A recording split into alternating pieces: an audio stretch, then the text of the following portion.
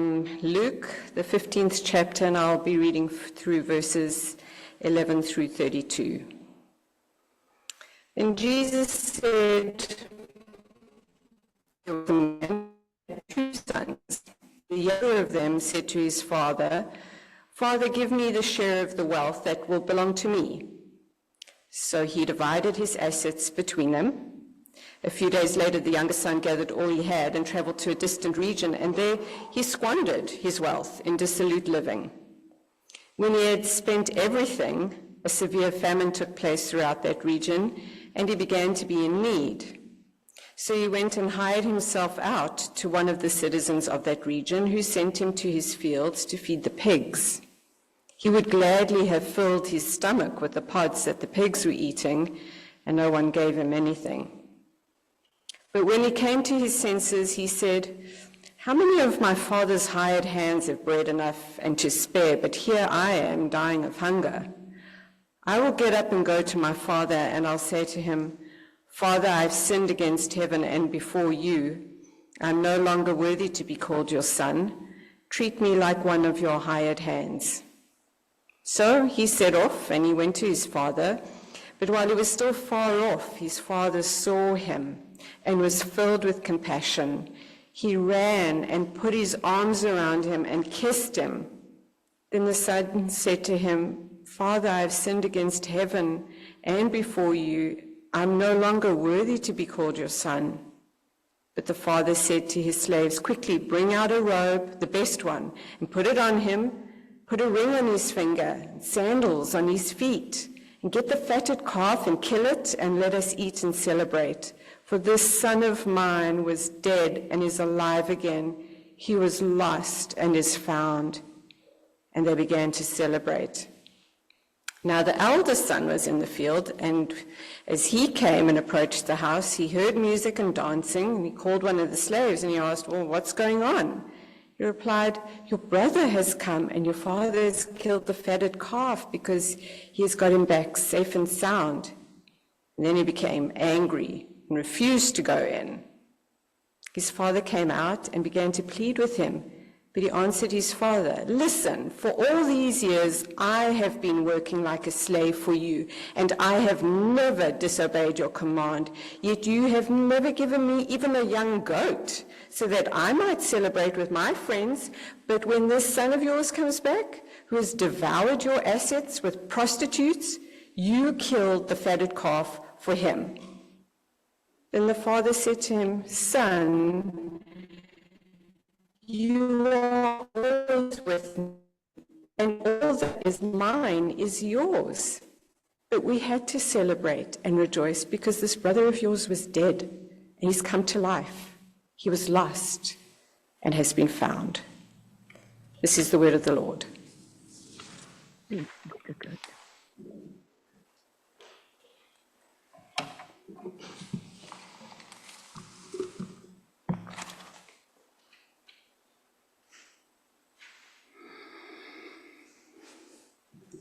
Through Lent, we have been talking about trauma and a healing journey.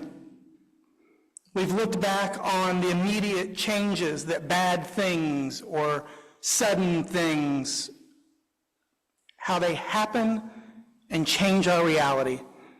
We've been wrestling with how we care for our physical and mental health, understanding the ways our body responds while our hearts long for answers.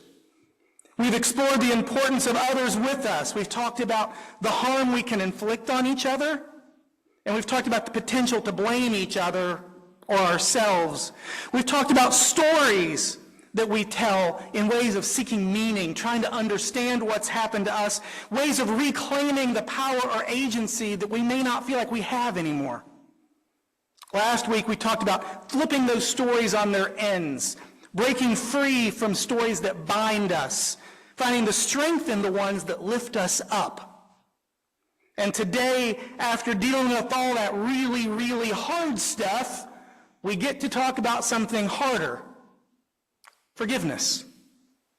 I know, some of you have started going back into your minds and thinking about taxes or trips to the dentist, something less painful than forgiveness. Forgiveness is a powerful word. Some of us, when we hear it, we start retelling a story of when we were hurt, as if the hurt itself becomes a shield from thinking about forgiveness. My hurt was so deep. My hurt was so unique. And it often is. But often it is also a protection from dealing with it. Forgiveness is a powerful word. When we hear it, sometimes we start remembering the time we tried to forgive and how we just got hurt again. We tried to forgive and it didn't change anything. We tried to forgive, but we couldn't forget. Of course we couldn't. That's not the goal of forgiving. So let's start with a clear understanding of what forgiveness really is. There's a process, and it kind of begins with a decision. A decision to consider forgiveness. It doesn't have to be to forgive, but a decision to consider it. We choose to let go of a hurtful emotion so it doesn't keep damaging us. Choosing to no longer give control of the future to something that happened in our past. Forgiveness is the first step of many steps towards reconciliation, but that's a whole different thing. Reconciliation is a healing and a wholeness. It's not going back in time and making it like it was, but healing our hearts as we go forward.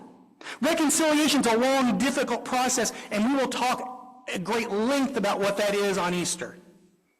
But it starts with an individual choice to consider forgiveness and then see what our hearts might do. People often say, I asked for forgiveness, but forgiveness is not something you ask for. It's something you seek and practice. We start by seeking forgiveness, not from someone else, but within ourselves. We seek to forgive ourselves for our own mistakes, trusting that God already has. We seek to forgive others, knowing and often resenting that God already has. Forgiveness is an internal matter. Don't believe me? Check out Luke 15. The story of the prodigal child. A younger child wants their half and they want it now. Then they go off on their own and waste everything they have. An older child stays and remains in the same old relationships with the parents. They stay at home, faithful to their responsibilities.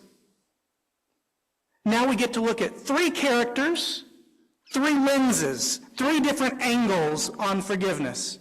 First, the child who left and came home. They didn't just wake up one day and decide to go home. It was an internal conversation. The parable gives us a little bit of that internal dialogue. It includes wrestling with their own narrative, their own decisions. They don't just wake up and decide to go home. They've taken accountability. They've accepted a new reality. At some point, they have opened their mind to the possibility of forgiveness. The child who left has changed. They come home with humility, seeking forgiveness. The second story, a parent who welcomes them home. The story of the worthless, no-good child is redefined and now challenged.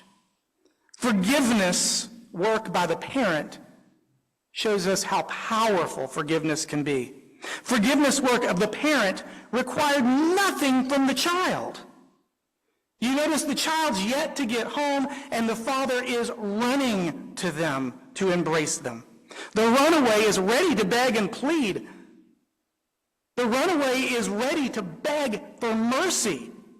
But before they can speak, a parent is running to them. Joy is the first response shared, but maybe not the first felt. Love is freely given, but it probably took a lot of work by that parent to get there. Let's rewind the story a little bit. The younger child asks this parent for their inheritance up front. A younger child takes off and leaves the family behind. If you're the family, if you're the parent, how are you feeling? Where do you place the blame? We don't know the details. We don't know what life was like for that child or in that family. But where do you think the parents put the blame? On themselves? Each other? The other sibling? Those no good friends they run with? The community? A generation of mindless, useless, addicted, poorly behaving children? Did they just say that's one rotten child? We've heard these narratives throughout history, right? There's a great quote from Socrates talking about the youth of this generation chomp their food at the table, disrespect the adults, and show no respect. Socrates thought the world was coming to an end with this new generation. It's not a new story. So how do you think the parent or parents felt? Whatever the story, they had to wrestle with it. Whatever the hurt, they had to face it. The emotional outrage of the leaving seems to have passed for them. The need to blame, the need for vengeance seems to have passed. And all that work, all the grace, forgiveness has taken root. Somewhere in the journey, the parent has decided to forgive. They may not be done being mad. They may have lots of questions that need to be answered later as they try to wrestle with what happened, as they move to something that resembles reconciliation. But for now, somewhere in the journey, the parent has decided to forgive. And it transforms the story. At some point, they made a choice to move from their hurt to the idea that forgiveness is possible. And forgiveness, love, and grace come in and take root. And we have a parent running to embrace the returning child. And then there's the one that stayed. The child who stayed. This character has clearly not done much work on forgiveness. They're bitter. They're entitled and bound by what is fair. But isn't righteous another word for fair? Don't they have a point? Yeah? Shouldn't this be the character who's the hero, the responsible one, who stays home, that does what they're supposed to, who fulfills their responsibility, stands by their word? Isn't this the faithful one? In our social narrative, this is the good example child. So why do we get cranky with him? Why, when we read the story, does it rub us the wrong way? I think it's because the hurt is palpable. Because the emotions are so real, they draw out our own feelings, and we're there with them. We feel that injustice, but so is every other injustice we felt sitting right there beside us. Our own hurts come into the story through the hurt of this brother. His response doesn't change the narrative. His response doesn't change the parent or the sibling. The only person really being miserable by his choices is him. We can all see ourselves in these various characters, but the hurts echoed through the indignation of the brother just echo so many feelings that are familiar to us that we've not always processed. We can see ourselves in the various characters, the penitent one that grows, the loving one who forgives, and the wounded one who has yet to heal, holding all that potential for grace and all that potential for harm. Anne Lamott once said, "Not forgiving is like drinking rat poison and then waiting on the rat to die." We've all sipped that vintage, haven't we? Wondering why others don't get what they deserve? wondering why we're the only one who takes these problems seriously, wondering why others are forgetting the hurt that was done to us. We've all spun in that cycle, feeling the hurt and knowing the pain, seeking meaning in stories of blame or shame, desperately wanting someone to pay for all that's been done. So we hear the parent respond to the obvious hurt in the child. We hear the good parent say, I affirm you for who you are and have always been. I assure you of your goodness that has always been there, and challenging them not to let their hurt destroy them. Challenge them to let go of their hurt and move forward in a new way. Now, we don't know how it ends. There are some spectacular storytelling pieces in Scripture, and this one sits right there with Jonah and the rich young ruler and others that have no ending in the most spectacular way possible. It's a parable. It's a story designed to challenge us and to teach us, for us to chew on and wrestle with and argue over and find meaning in our deliberations, for us to look into each character and see ourselves, to think of times we've lived that and what it meant to us, or times we could have and what it could have done for us. We could spend all day imagining various scenarios. We could spend all day thinking about the details we're missing and wondering.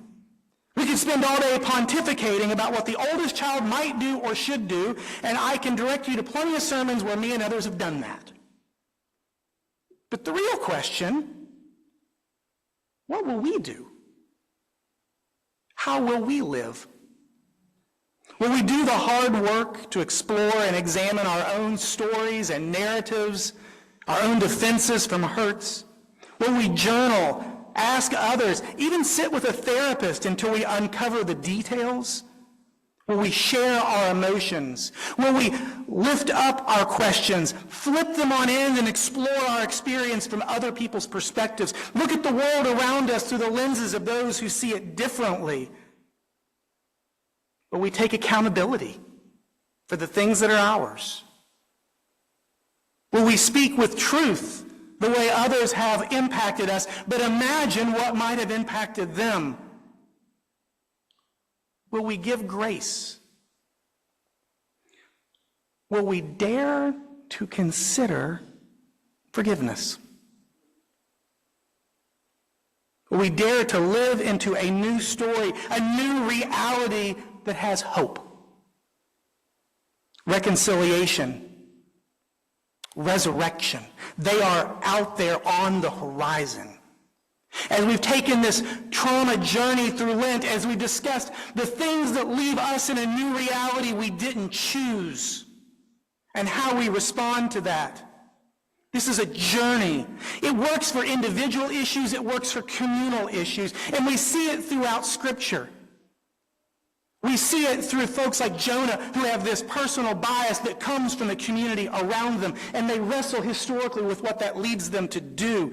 We wrestle with those who are the Edomites watching Jerusalem rebuild and resenting it based on the historical challenges. We have characters and names, but they represent hurts passed on from one generation to the next. We look at communities of harm and individuals in pain, and we wonder, could they imagine forgiveness? Resurrection and reconciliation are on the horizon. But the journey starts with a choice. Journey starts with a choice.